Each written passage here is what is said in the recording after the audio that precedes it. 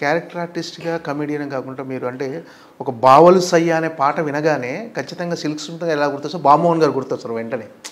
Next చినుకు చినుకు సందడిలో పాట కానీ, సౌందర్య గారితో పాట చేయటం కానీ, ఇవి ఒక గ్రేట్ ఎక్స్పీరియన్స్. ఉంటే ఏమో కూరుంటే ఏమో పాట పాటతోనే వందలు సినిమా. అంటే ఆ పాటలు మొత్తం మీరు ఇందులో సిల్క్ స్మిత ఉన్నా కూడా ఫస్ట్ బాబుమోహన్ గారు గుర్తొస్తారు ఖచ్చితంగా ఆ పాట బావలు సయ్య. అది బాబుమోహన్ పాట అయిపోయింది, సిల్క్ స్మిత పాట. అంటే పక్కన ఖచ్చితంగా డామినేట్ చేస్తారు మీరు పర్ఫార్మెన్స్. ఎంత అలా అది కూడా ఓవర్ అయ్యేది కాదు, ఎంత బ్యాలెన్సింగ్గా ఉండేది. కాకపోతే సందర్భోచితంగా ఉండేది,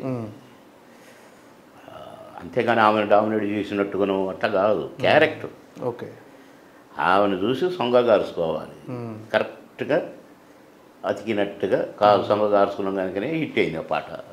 ఆ పాట కోసం సినిమాకి వచ్చే ఈ మధ్యనే ఆ పాట ప్రొడ్యూసర్ ఎడిటర్ మోహన్ గారు అని ఫోన్ చేశారు. ఇంతవరకు 37 సంవత్సరాలలో సిల్క్ స్మిత బావల సయ్య పాటను బీట్ చేసే సాంగ్ రాలేదట.